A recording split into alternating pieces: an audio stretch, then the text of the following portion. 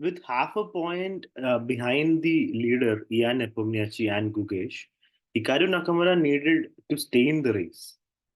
In his white game against Alireza Firouzja, he starts with e4 and he is faced by a French. And now d4, d5, and Hikaru decides to go for the exchange variation. Not very common at the top level because it's very drawish. But let's see how Hikaru creates something out of this. He plays knight f3, bishop d6, c4. Now knight f6 and c5. I sometimes play this line actually. You basically get a nice pawn chain if given the chance. And if black plays knight 6, b6 and all, we can play bishop b5 and play on the queen side. Bishop e7, queen check, forcing the bishop out, and then he comes back.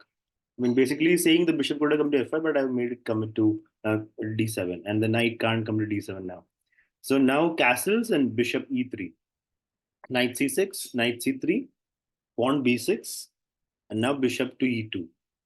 Knight b4, attacking the queen. Queen goes to d2, and here comes bishop f5. So Hikaru has to defend a little bit now. Rook c1 is a threat. I mean, knight c2 is a threat. So rook c1 and knight g4. This gives a very unusual impression because both knights have jumped in.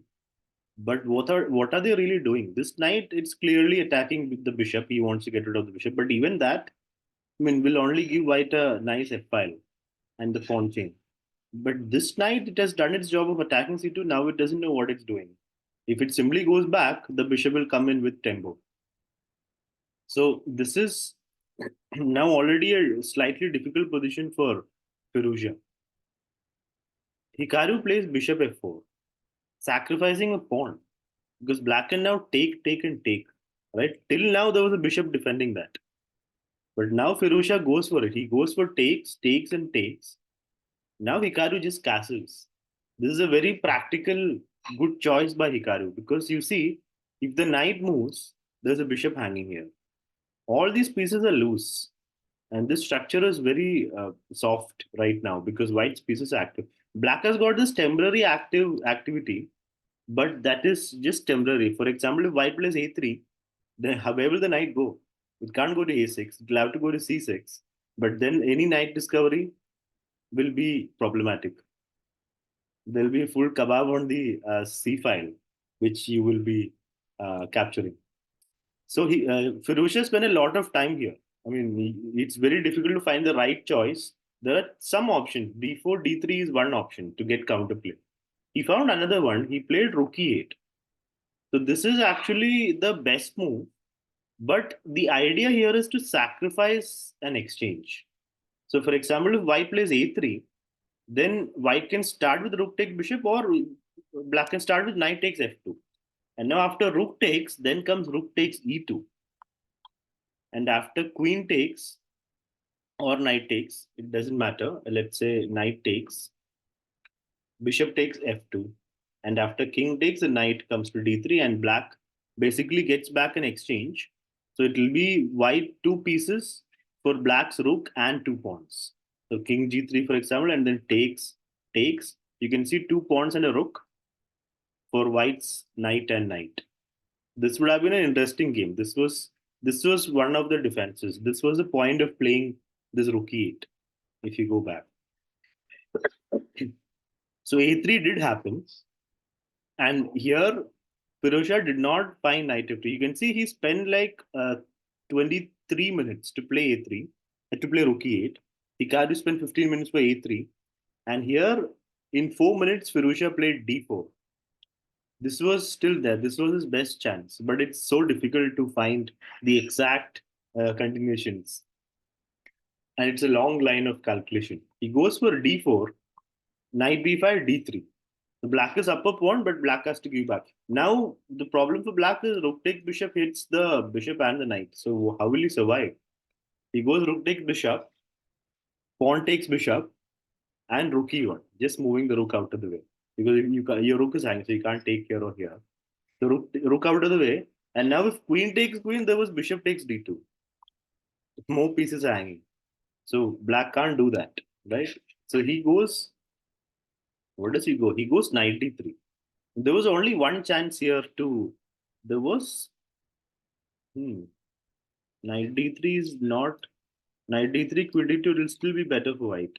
Was okay. So after knight d3, rook takes f5. Yeah, here he had one chance. Queen d7. And what is the point of this move? Yeah, how does it even work? The rook is hanging, but can we just move it? Oh, there's no square to move it. Rook g5, for example. Knight f6. So as of now, white is up by a lot of material, isn't it? Rook. It's a full piece up. It's a full bishop up. So this is not. This is the computer not giving the best option because it's not thinking enough. Let's go back.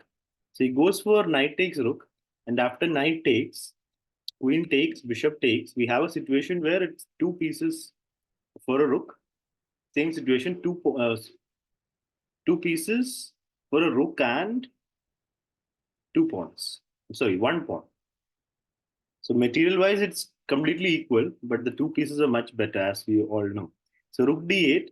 Now Hikaru has got a winning position. He has to just find the right moves. He goes rook d1, does Firouzja, f3, knight moves, knight takes, rook e7, and now rook c5, f6, bishop b4. So Hikaru does not bother with king f2 yet.